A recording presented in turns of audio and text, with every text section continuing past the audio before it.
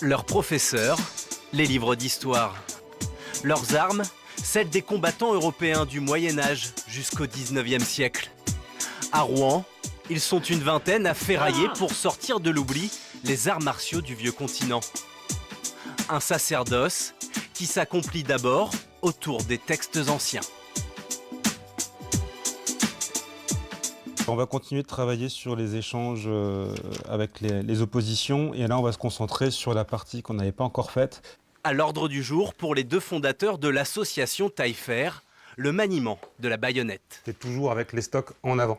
Le seul moment où tu vas partir avec l'autre pied, c'est éventuellement pour mettre le coup de crosse. Mais sinon, on est vraiment sur une position de face. Au gymnase, place à la pratique où chacun travaille l'arme de son choix en autodidacte.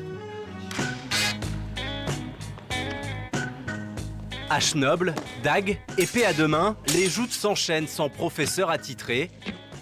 Même si Vitoni, passionné de sabre japonais et 5e dan de karaté, fait figure de guide dans l'assemblée.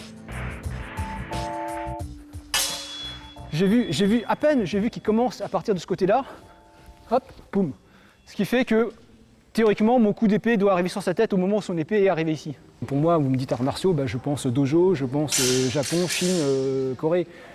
C'est vrai que là, c'est une alternative. C'est se mettre un peu dans le folklore européen, dans l'histoire. Et aussi cette approche doublement à la fois sportive, mais aussi intellectuelle, moi, m'a beaucoup intéressé. Donc c'est aussi pour ça que... On va dire c'est pour sortir un peu du cliché asiatique. Systématiquement, les arts martiaux, c'est pas que l'Asie. L'Europe a donc eu aussi ses maîtres d'armes aux techniques redoutables. Je trouve ça génial parce que voilà, on a du désarmement, on a de la maîtrise de l'adversaire, de la mise au sol. Enfin, c'est une technique digne de Bruce Lee, mais qui a été écrite il y a 5 siècles en Europe. Derrière son aspect confidentiel, la discipline semble faire des émules, signe d'une époque où beaucoup aiment se rêver en chevalier.